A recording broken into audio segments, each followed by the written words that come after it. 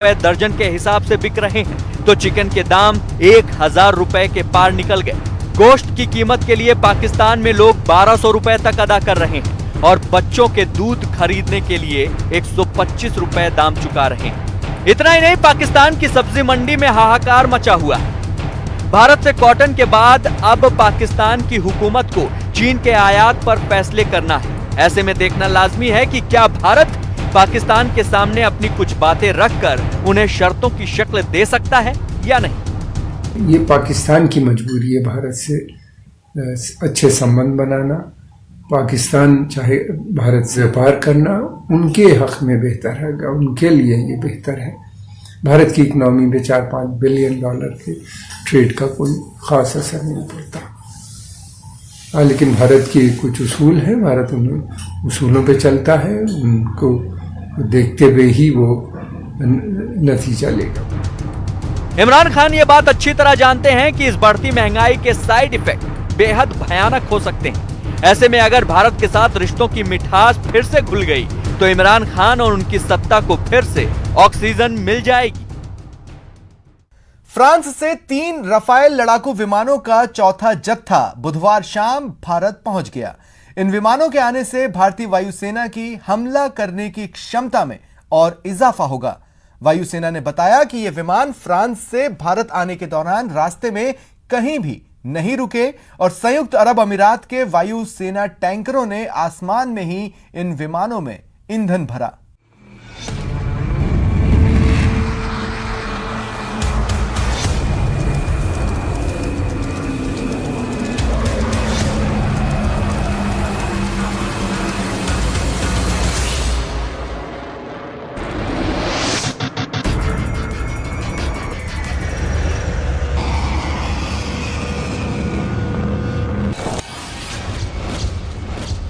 France से 3 Rafale लड़ाकू विमानों ने उड़ान भरी।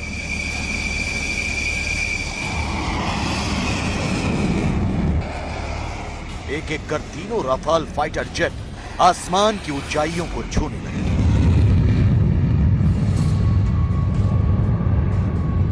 आवाज से भी तेज रफ्तार और अपनी धमक से दुश्मनों का दिल दहला देने वाले इन राफाल विमानों की आमद से सनसनी मच गई।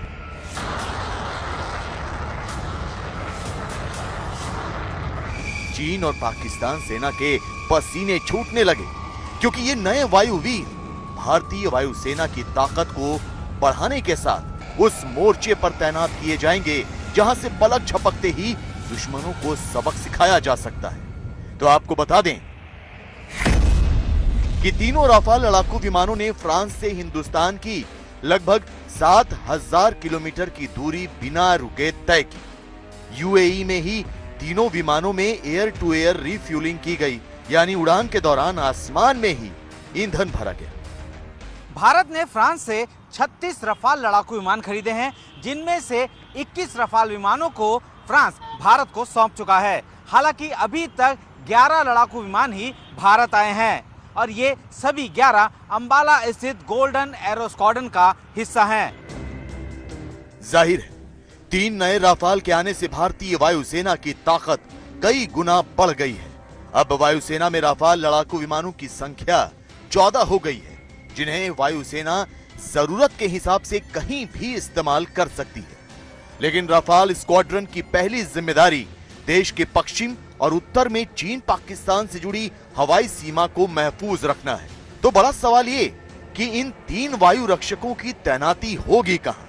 सूत्रों से मिली जानकारी के मुताबिक नए राफाल लड़ाकू विमानों को पश्चिम बंगाल के हाशीमारा एयरबेस पर तैनात किया जा सकता है। चीन से लगती पूर्वी सीमा की निगरानी के लिए इनकी तैनाती हाशीमारा में हो सकती है, क्योंकि जरूरत पड़ने पर इनका इस्तेमाल हाशीमारा बेस से आसानी से किया जा सकता है। दरअसल हाशीमारा एयरबेस चीन और भूटान ट्राई जंक्शन के करीब है। हाशीमारा एयरबेस उसी विवादित डोकलाम इलाके के बेहद करीब है, जहां साल 2017 में भारत और चीन की सेनाओं के बीच 75 दिन लंबा टकराव हुआ था। ऐसे में यहां राफाल का स्क्वाड्रन तैनात करने से चीन की किसी भी जुर्रत का मुंह तोड़ जवाब दिया जा सकेगा। हाशीमारा में तैनात राफाल फाइटर जेट की जिम्मेदारी सिक्किम से लेकर अरुणाचल प्रदेश तक से सटी एलएसी पर निगरानी की होगी। अगर हम चीन और पाकिस्तान दोनों को मद्देनजर रखते हैं तो एक वॉर लाइक सिचुएशन में पाकिस्तान हमारे लिए कभी भी कोई थ्रेट नहीं था।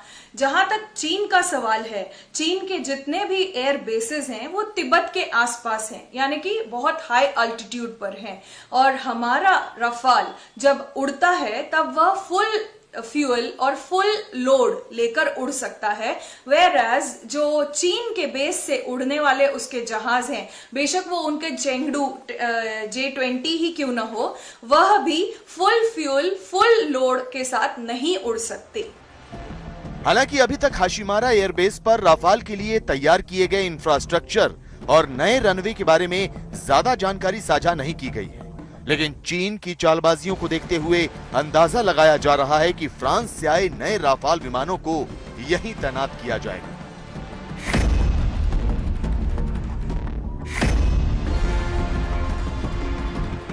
राफाल का पहला स्क्वाड्रन अंबाला एयरफोर्स स्टेशन पर तैनात है। राफाल फाइटर जेट के पहले स्क्वाड्रन में 5 फाइटर जेट हैं। इसे पिछले साल सितंबर में एयरफोर्स में शामिल किया गया था। इन्हें गोल्डन एरो स्क्वाड्रन में जगह मिली थी। तो अब 3 नए राफाल विमानों का भारत पहुंचना वायुसेना के लिए गेम चेंजर साबित हो सकता है, क्योंकि इनके आने से भारत को अपने पड़ोसियों के मुकाबले तकनीकी बढ़त भी मिलेगी और जंग के हालात में दुश्मनों को धूल चटाने वाला एक ताकतवर लड़ाका भी, जिसका सबूत राफाल ने लद्दाख के आसमान में उड़ान भरकर पहले ही दे दिया है।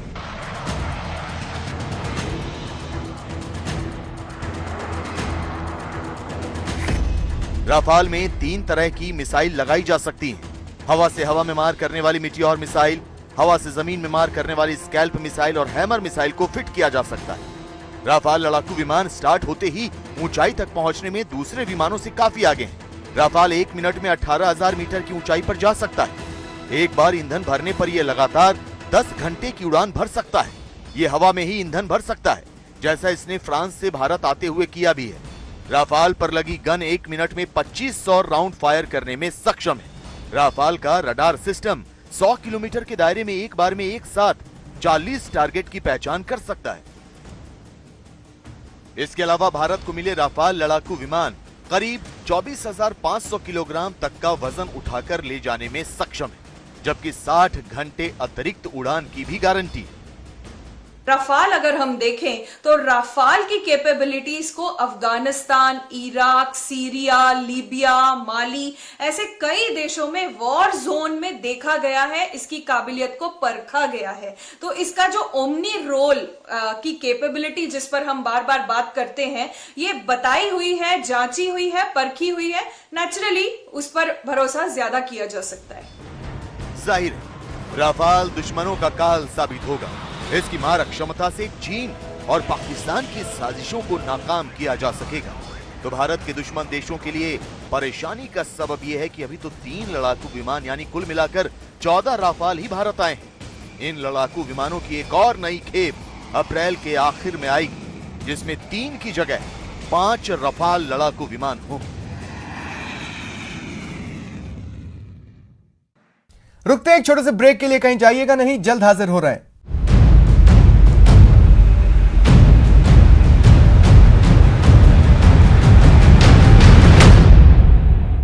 हॉस्पिटल में एडमिट हुए नहीं कि बिल का मीटर।